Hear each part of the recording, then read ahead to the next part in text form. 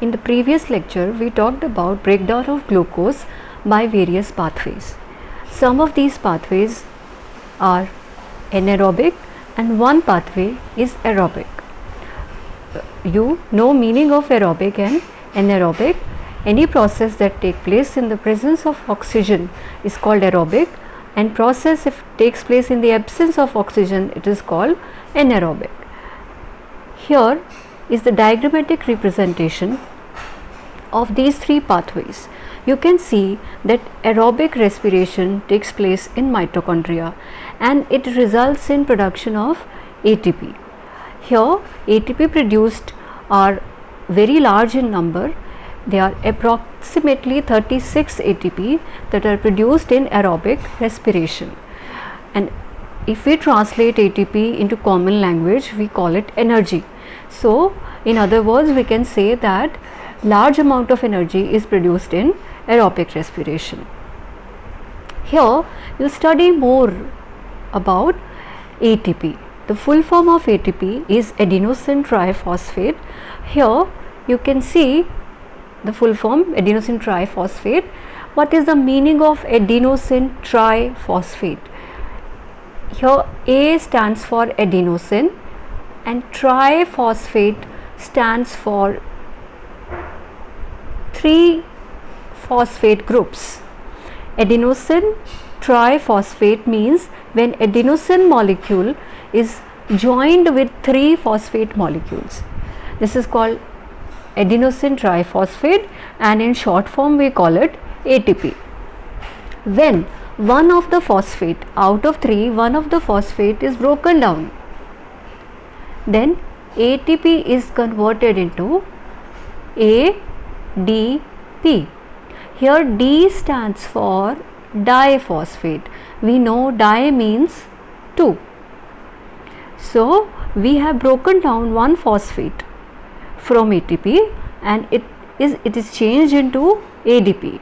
What happens in this process? Large amount of energy is released in this process.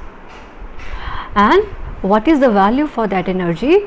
The value equivalent to energy released here is this: 30.5 kilojoule per mole. This much energy is released when we break down 1 mole of ATP.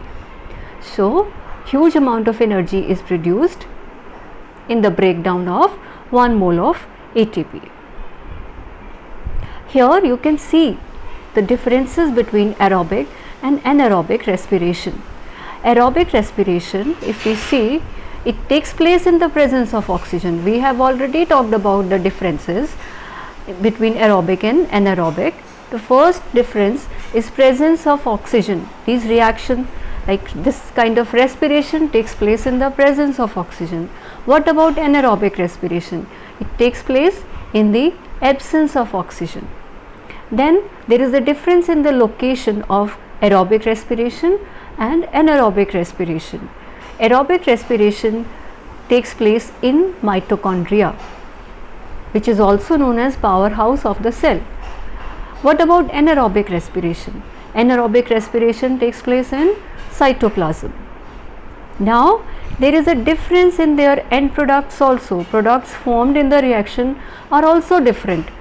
In case of aerobic respiration, the products formed are carbon dioxide and water. But in case of anaerobic respiration, the products formed are either alcohol or lactic acid. Alcohol is formed in case of yeast and lactic acid is formed in case of muscle cells.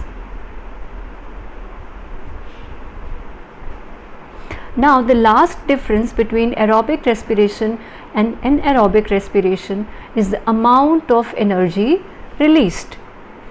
Here in case of aerobic respiration, more energy is released, but in case of anaerobic respiration, less amount of energy is released. So these are the few differences between aerobic respiration and anaerobic respiration. Clearly, from the point of view of energy released, always aerobic respiration is preferred because here large amount of energy is released.